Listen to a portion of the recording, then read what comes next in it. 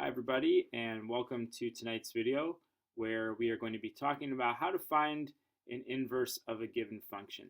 So today in class we defined inverse functions and we talked about what they look like when they are represented by mappings, ordered pairs, or by graphs.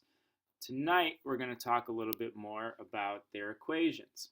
And so if we're given a function, and with our example we'll use f of x equals 2x plus 3. If we're given this function, we can find its inverse using these four steps here. And so what we'll do is we'll start with step number 1, which is to replace f of x with y. So we'll rewrite this as y equals 2x plus 3. And if you think about what we did in class today and when we talked about inverse functions, the inverse of a function, right, is the domain of the inverse is the range of the original function and vice versa. So what happens is the domains and ranges get interchanged. And so when we write this as y equals 2x plus 3, what we can do now in the next step is interchange the domains and the ranges, right? Because the x values always represent the domain and the y values represent the range.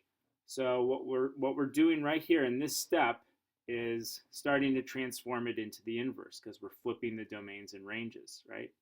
But we don't really leave equations in x equals form. We want to write them in y equals form. So that's why step number 3 here is to solve for y. So we want to isolate the y. So we'll start by subtracting 3 from both sides.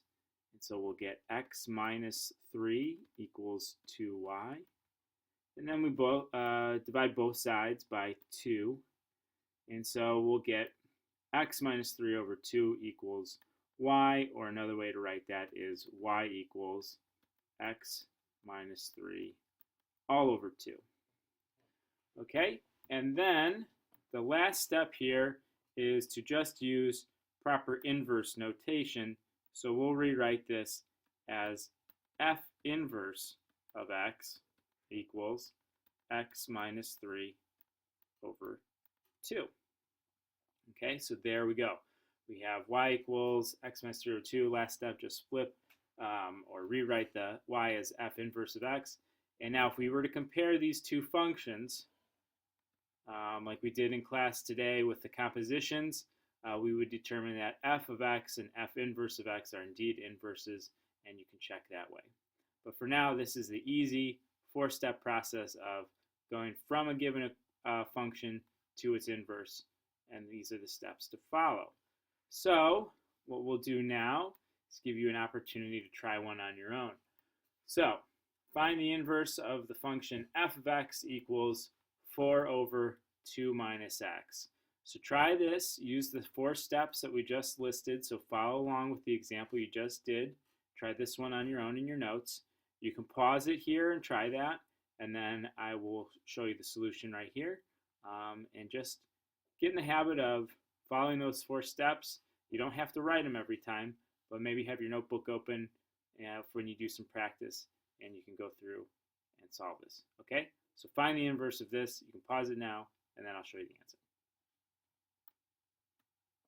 Okay, so hopefully you've done this, and here is your solution. So let's say f of x equals 4 over 2 minus x. The first step is to replace that f of x with a y. So we'll rewrite this as y equals 4 over 2 minus x.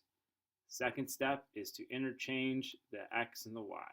So now this becomes x equals 4 over 2 minus y. And we want to solve for y. So the way that we'll do that is we'll multiply both sides by this 2 minus y, right? Because when we do that, over here it gets canceled out. Over here we get 2 minus y times x equals 4.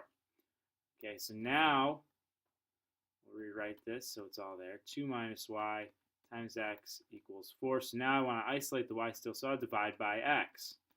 Right? And then the x gets crossed out over here, so we have 2 minus y equals 4 over x. Okay, and still want to get y by itself. So the next thing that we'll do is we'll subtract 2 from each side, and we'll have negative y equals 4 over x minus 2. And now the last thing that we have to do here is divide both sides by negative 1, or it might be easier to think of this as multiplying both sides by negative 1, because what you want to do is get rid of this negative here. So negative times negative would be positive, so that's why we'll be left with y equals, and if we multiply this by negative 1, it changes the signs of everything. So that becomes a positive 2, and this is a negative 4x. So I'll rewrite this as 2 minus 4 over x instead of negative 4 over x plus 2. Makes it a little bit easier there. And then the last thing that we do, the last step, is to rewrite the y as f inverse. So f inverse of x, in this case, equals 2 minus 4 over x. Okay, so this one was a little more complicated because of the original function that we had. But if you were to take this original function and the composition of its inverse, your result would just be x, right? Because the composition of a function and its inverse is always x, and likewise the composition of an inverse and its function if you go both ways. So you can double check that. Bring this class tomorrow. We'll do some more examples, and then we'll do some practice from the book as well. So hope you have a great night, and I'll see you in class.